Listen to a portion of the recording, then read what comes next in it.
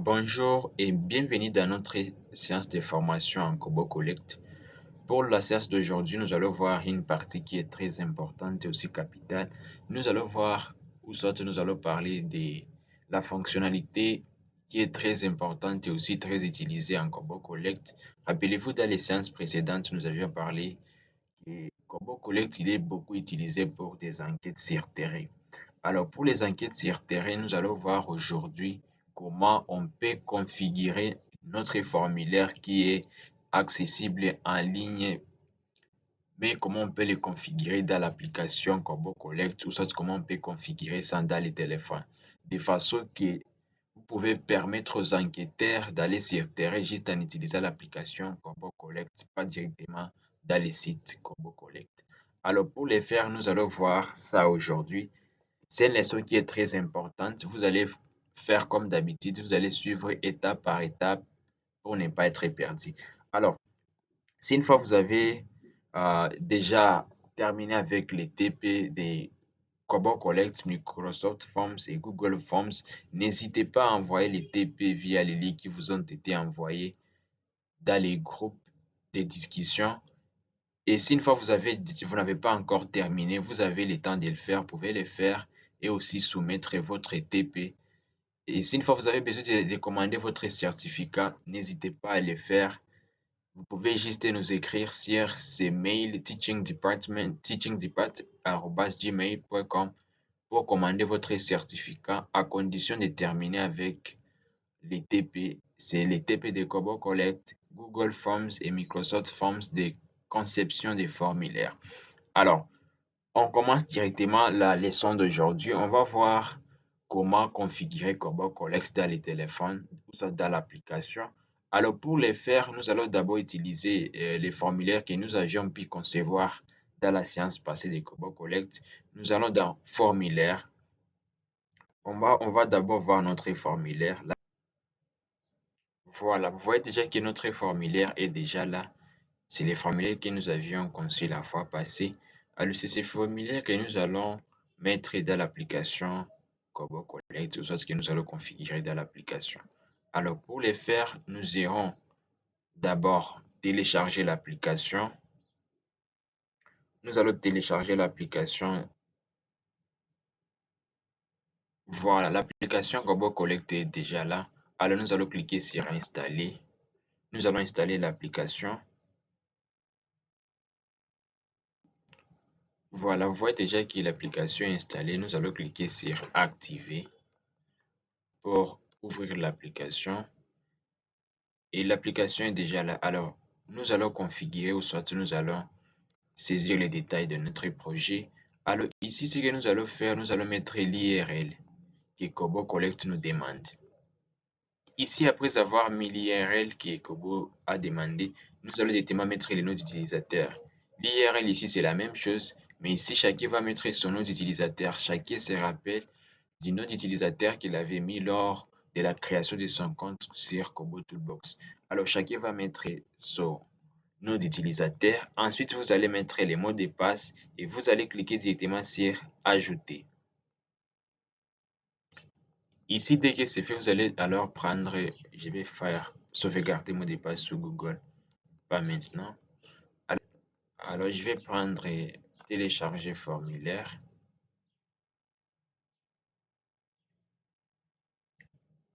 Voilà, vous voyez directement que cette application vient de se connecter directement à mon compte. Vous voyez, c'est les formulaires que nous étions en train d'utiliser. Laisse-moi vous montrer encore ça ici. Voilà, vous voyez que le nom c'était recensement d'une communauté. Et là, on nous avait fait l'aperçu du formulaire, vous vous rappelez tout ça. Vous savez comment se présente notre formulaire. C'est ça les formulaires. Alors ici, dans Kobo Collect, dans l'application que nous venons de télécharger, vous voyez qu'il est déjà disponible parce que je vais télécharger ça. Alors ensuite ici, si une fois, supposons qu'on avait plusieurs formulaires, il fallait seulement que je clique sur les formulaires que je vais télécharger. Alors comme nous avons seulement un seul formulaire, je vais directement cocher ici. C'est coché par défaut.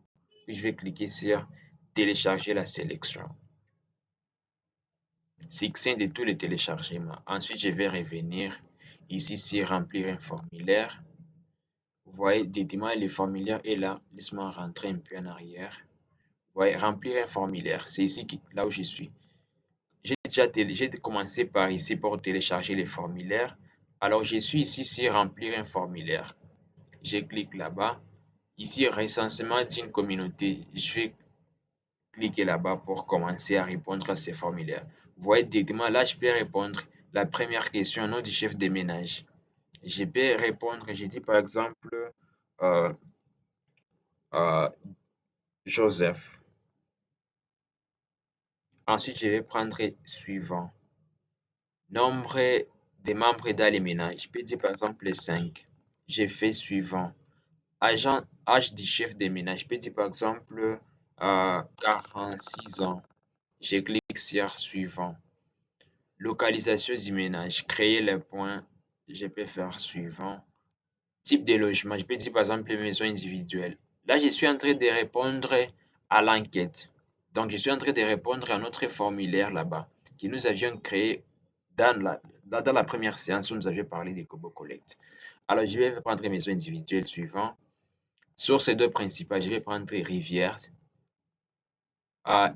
État de santé du chef de ménage. Je peux dire par exemple en bonne santé par exemple. Suivant. Possession des ménages. Je vais dire par exemple radion. Je vais dire par exemple les formulaires financiers ne peuvent pas être modifiés. Voilà.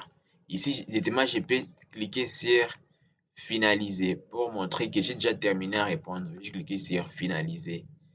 Votre formulaire a été enregistré. Prêt à envoyer. Je viens dans prêt à envoyer. Tout sélectionner. Alors ici, je vais envoyer les formulaires. Je vais cliquer sur envoyer l'élément sélectionné. Résultat du téléchargement. Successful submission. Alors je vais cliquer sur OK. Supposons que ici j'étais en train de faire l'enquête, j'étais par exemple sur terrain. Alors je vais voir si réellement les données que je viens d'envoyer sont déjà dans la base des données. J'irai dans Kobo Collect. Alors ici, c'est ça les formulaires. Je viens dans données pour voir s'il faut. Voilà. Vous voyez, les données sont déjà là. Les données sont déjà là. Vous voyez la date d'aujourd'hui, la personne Joseph, tout ça, tout ça. Alors ici, comme petit rappel, nous avions vu précédemment comment télécharger ces formulaires. Alors pour télécharger cette base de données, ici je peux supprimer, il suffit seulement que je coche ici. Supposons que j'ai complété ces formulaires et j'ai pas pu terminer, je peux sélectionner ici et je vais supprimer. Alors je peux télécharger ici comme d'habitude, vous le savez. Alors ici, c'est pour choisir l'extension. Soit vous pouvez prendre XLS qui est l'extension Excel, vous pouvez prendre par exemple l'extension CSV ou soit d'autres extensions. Alors ici, on va cliquer sur télécharger. Voilà, vous voyez directement que le formulaire a été téléchargé avec succès. Alors ici, on pouvait directement importer ça soit dans Excel, soit dans SPSS pour commencer avec les analyses des données. Alors, nous allons retourner sur notre formulaire. Vous voyez qu'ici, on me dit envoyer. Il y a un qui a été envoyé. C'est parce que j'ai complété ça seulement une fois et j'ai directement envoyé. Alors, si une fois j'ai besoin de remplir encore, je peux cliquer là-bas. On suppose que ça, c'est une personne qui est en train de faire l'enquête directement sur terrain. Il suffit seulement qu'il termine à envoyer. Puis, il peut encore cliquer sur remplir un formulaire pour compléter de nouveaux et aussi faire d'autres choses. Ici, nous venons de terminer avec la configuration de notre formulaire dans Corpo Collect, mais il y a une partie importante que nous devons savoir. Alors, supposons que vous venez d'envoyer les enquêteurs sur terrain. Alors, lorsque vous allez configurer ces formulaires dans leur téléphone, ou soit dans les téléphones qui seront utilisés pour l'enquête, c'est dangereux si une fois il y a des enquêteurs qui savent comment fonctionnent ces formulaires, ou soit comment fonctionne l'application, soit comment fonctionne tout ce que vous aviez fait. Alors, c'est dangereux pour lui ou soit c'est dangereux pour l'enquête. Il peut facilement euh, avoir accès à la base des données. Donc, dès que les autres enquêteurs sont en train de collecter les données, lui, il est en train de recevoir les données. Alors, c'est pourquoi nous allons voir comment paramétrer l'application de façon que vous ayez euh, l'autorisation ou soit à condition que vous soyez la seule personne qui a l'accès à la base des données. Alors, pour le faire, nous allons ici, vous voyez ici à côté, on va cliquer là-bas, on va cliquer sur paramètres ici. Vous voyez, ici, on va prendre paramètres. Alors, ce que nous allons faire ici, nous allons descendre. Alors, ce que nous voulons d'abord cacher, c'est ici. Ici, vous voyez qu'il y a URL, utilisateur, mot de passe. Alors, pour le faire, nous allons dans configurer un mot de passe d'administration. Je vais cliquer là-bas. Alors, saisir un nouveau mot de passe. Je vais mettre par exemple 1, 2, 3, 4, 5. Ce n'est pas un mot de passe sécurisé, c'est dans le cadre de l'exercice. Afficher les mots de passe pour voir si une fois j'ai correctement écrit ça. Ensuite, je vais prendre OK. Mot de passe administrateur modifié avec succès. Nous sommes toujours dans paramètres. Nous sommes en train de configurer mot de passe. On a déjà terminé à configurer mot de passe d'administration. Alors, ce que nous allons faire, on va prendre contrôle d'accès. Alors, dans contrôle d'accès, on va prendre paramètres du menu principal, paramètres utilisateur, paramètres d'entrée du formulaire. Alors, c'est par ici où nous allons faire des modifications, soit c'est par ici où nous allons personnaliser notre configuration. Alors, grâce à ces options ici, l'enquêteur ne pourra pas voir les informations que vous avez configurées dans votre serveur lorsque vous étiez en train de mettre ces formulaires dans Robot Collect. Et c'est aussi grâce à ça qu'il ne parviendra même pas à voir la base des données ou soit à avoir accès aux données, surtout si une fois ce sont des données confidentielles. Rappelez-vous, au début, on avait dit que lorsque nous sommes en train de faire l'enquête, on doit vraiment faire attention avec la confidentialité des données. Ça, c'est vraiment très, très dangereux. Alors, on va prendre les paramètres du menu principal. Alors ici, vous voyez qu'il y a des options à cocher aussi. Ils sont tous cochés par défaut d'abord. Alors ici, décocher pour cacher depuis le menu principal. Alors ici, par exemple, on a besoin de cacher quelques fenêtres ici. Par exemple, supprimer les formulaires. On a besoin de supprimer, on décoche la case. Donc, ça dépend de ce que vous voulez. Si vous pouvez cocher les options qui vous semblent être utiles et aussi décocher quelques options qui ne vous semblent pas être utiles. Alors ici, on va revenir en arrière. On va prendre les paramètres d'utilisateur. Alors ici, vous voyez qu'il y a beaucoup de choses ils sont tous cochés par défaut. Alors ici, par exemple, ce qui va beaucoup nous intéresser, c'est serveur. Décocher pour cacher depuis les paramètres. Alors ici, on a besoin de cacher les informations concernant notre serveur. Ça, c'est une option qui est très, très importante. On a besoin de cacher cette option aux enquêteurs. Je vais directement décocher ça. Grâce à cette option, les enquêteurs n'auront pas accès aux informations qui ont été soumises pour accéder à notre serveur. Alors ici, vous voyez qu'il y a d'autres informations. Téléchargement automatique, envoi automatique, supprimer après l'envoi. Alors, supprimer l'envoi. Je vais décocher ici, supprimer l'envoi, supprimer après l'envoi. Ici, l'enquêteur n'aura pas le droit de supprimer les formulaires après l'envoi. Alors ici, on va voir est-ce qu'il y a même d'autres choses qui nous intéressent. Alors, vous pouvez juste continuer avec les modifications euh, en long et à large, ça dépendra de vos objectifs. Alors ici, je peux revenir en arrière. Je vais prendre les paramètres d'entrée du formulaire. Changer la langue, par exemple, je vais décocher ça. Paramétrer des projets, décocher pour cacher depuis la saisie du formulaire. Paramètres des projets, ça aussi on peut cacher.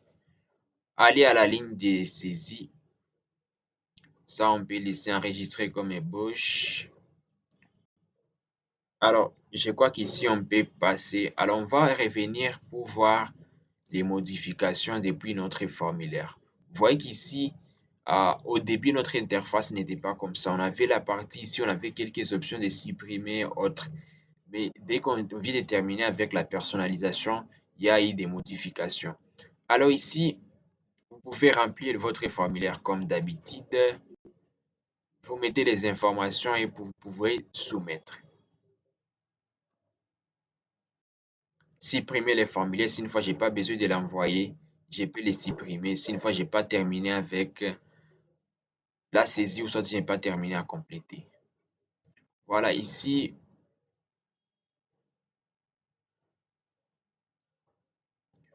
paramètres. Même ici au niveau des paramètres, j'espère que vous voyez combien de fois il y a des choses qui ont changé.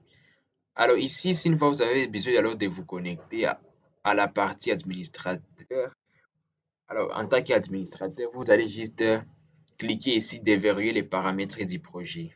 Il faut cliquer là-bas et dès que vous cliquez là-bas, on va vous demander les mots de passe. Grâce à ça, l'enquêteur ne connaît pas les mots de passe. Il ne peut pas se connecter à la partie en tant qu'administrateur et il ne peut pas aussi faire des modifications. Alors ici, vous pouvez voir qu'il y a eu l'interface a un peu changé. Gestion du formulaire.